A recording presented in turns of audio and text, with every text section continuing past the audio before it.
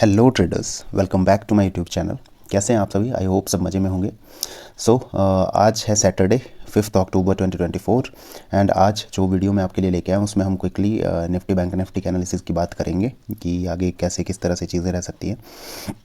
अगर आपको last week याद होगा, मार्केट ने अभी I guess just a second, Nifty में जैसे फॉर एग्जांपल सिर्फ ये फॉल आया था। ये निफ्टी का चार्ट है जो अभी आप देख रहे हो स्क्रीन पे, डेली टाइम फ्रेम वाला।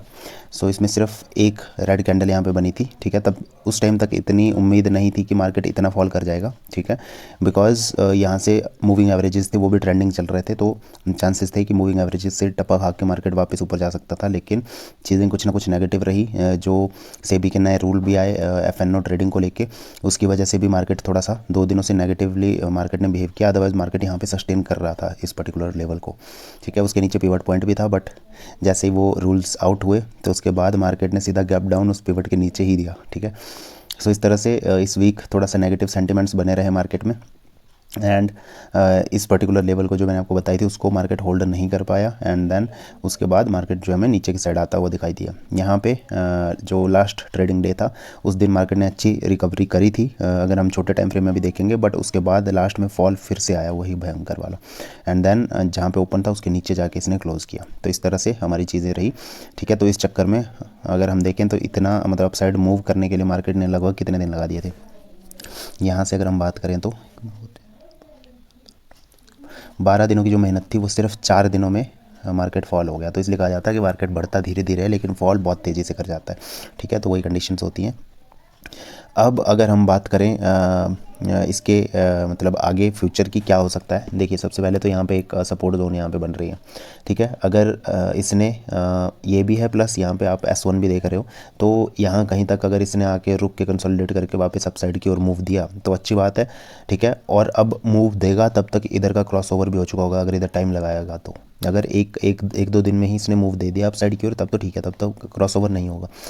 लेकिन क्रॉस ओवर हो गया, जैसे फॉर एग्जांपल यहाँ पे कंडीशन बनी थी, मूविंग एवरेजेस के नीचे मार्केट निकला था, कंसोलिडेट किया, ठीक है, बट फिर क्रॉस ओवर यहाँ पे हो चुका था एंड देन यहाँ से भी रेजिस्टेंस फेस कर रहा था। तो उसी तरह से यहाँ भी चीज़ें हो सकती हैं, यहाँ पे भी रेजिस्टेंस फेस कर सकता है, ठीक है।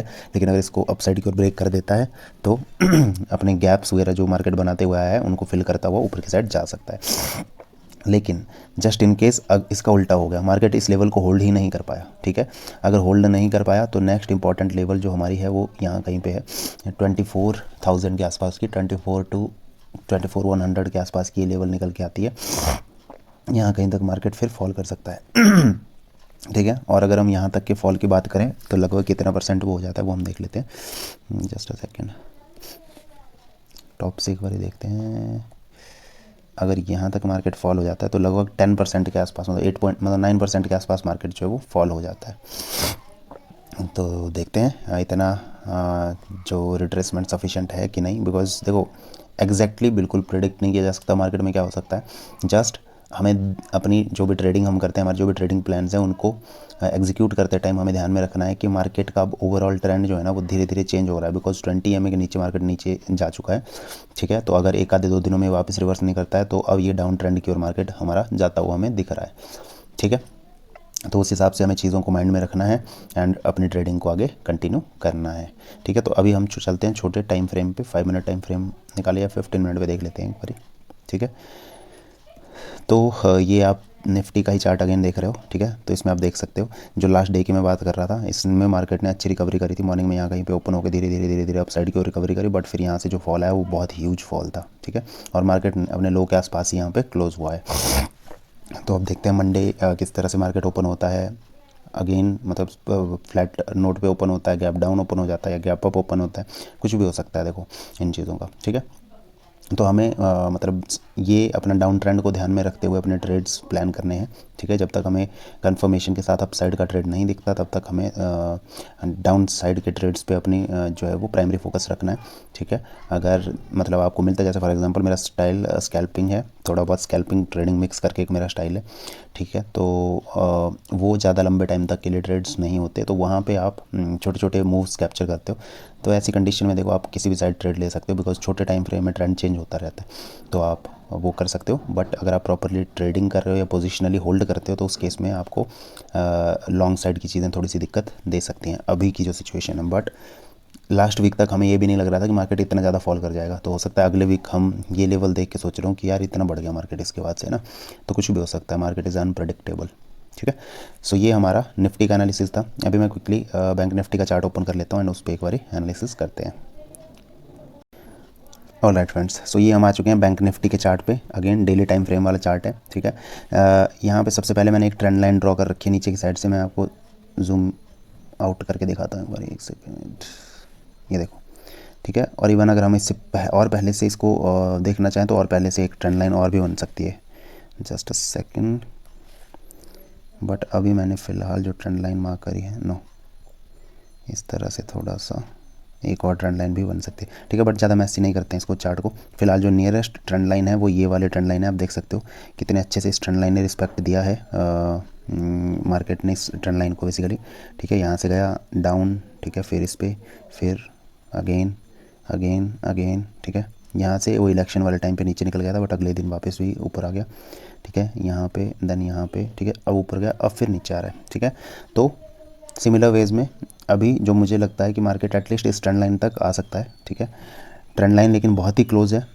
ये यहाँ पे हो सकता है यहाँ कहीं से रिवर्स कर जाए, अगर इनकेस नहीं किया तो नीचे इसकी सपोर्ट भी है, उस वहाँ से रिवर्स कर जाए, और साथ में ये भी एक इंपॉर्टेंट जोन यहाँ पे है। ठीक है, इन इतनी लेवल्स हैं अभी भी रिवर्स करने के लिए मार्केट को, बट इन केस यहाँ पे कंसोलिडेट करने लग जाता है, अप साइड की ओर रिवर्स नहीं करता और डाउन साइड की ओर मूव दिखाने लगता है, देन नेक्स्ट लेवल ये निकल के हमारी आती है 50,000 के आसपास की, 49,000 समथिंग की निकल के आएगी अगर एग्जैक्टली हम बात करें तो। जस्ट अ सेकेंड, ये हमारी निकल के आती है 49,700 के आसपास की ये लेवल है। ठीक है, तो एक ये लेवल निकल के आती है।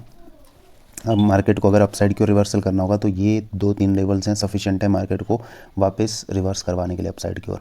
लेकिन जस्ट इन केस ये किसी भी लेवल को रिस्पेक्ट नहीं देता है और नीचे ही जाता है, ठीक है, चला जाता है, तो हमें 100% कन्फर्म हो जाएगा, मतलब इस लेवल के भी नीचे निकल जाएगा ना तो 100% कन्फर्म हो जाएगा कि अब मार्केट में एक तगड़ी करेक्शन आने वाली है। ठीक है, लेकिन अभी भी मैं होपफुल हूँ बिकॉज ओवरऑल ट्रेंड जो है वो अप है। ठीक है, तो अभी मैं इसको एक रिट्रेसमेंट कंसिडर करूँगा, बट जब इस स्विंग को भी मार्केट ब्रेक कर देगा डाउन साइड के लिए, तब फिर हमें थोड़ा सा जो व्यू है हमारा कम्प्लीटली बेयरिश हो जाएगा। यहाँ पे एक बड़ी करेक्शन की हम यहाँ पे बात कर रहे हैं। ठीक है, मतलब 15% 20% तक की हम यहाँ पे करेक्शन देख सकते हैं। अभी अगर हम बात करें तो इस पर्टिकुलर लेवल तक हमारी जो करेक्शन हुई है दैट इज़ यहाँ तक होगी हमारी 7%, अगेन यहाँ पे भी 8 to 9% होगी, लेकिन और भी नीचे अगर फॉल कर गया तो 15% 20% तक भी हम जा सकते हैं। ठीक है, बट अगर इनकेस यहाँ से रिवर्स कर जाता है, ठीक है, थोड़ा सा टाइम बिता के अगर रिवर्स करता है धीरे धीरे, ठीक है, तो यस मूव सस्टेन कर जाएगा एंड अपसाइड की ओर सबसे पहले तो मैंने आपको बताया मूविंग एवरेजेस ही एक रेजिस्टेंस का काम करेंगे, प्लस यहाँ पे पिवट लेवल भी है।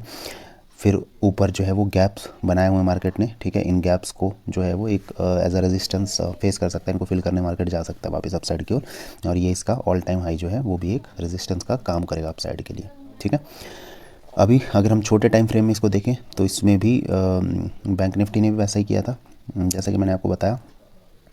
यहाँ पे जो मूव था वो पहले मतलब मार्केट ओपन हुआ था गैप डाउन एंड उसके बाद धीरे धीरे धीरे धीरे अपसाइड की ओर निकला था, लेकिन वहाँ से जो इसने फॉल दिखाया वो बहुत ही भयंकर था एंड अपनी एक सपोर्ट के आसपास आके कंसोलिडेट करके यहीं कहीं पे क्लोज हो गया। तो ये था हमारा बैंक निफ्टी का analysis guys.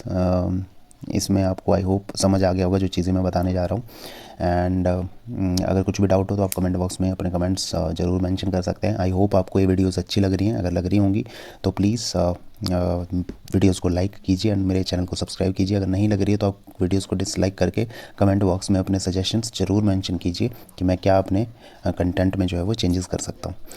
So that is it for this video. इसको ज़्यादा लंबा करने की कोई ज़रूरत नहीं है, इसमें क्विकली बस हमें मार्केट का ओवरऑल ट्रेंड एंड चीज़ें डिस्कस करनी थी जो कि हमने आई होप कवर कर दी हैं सारी।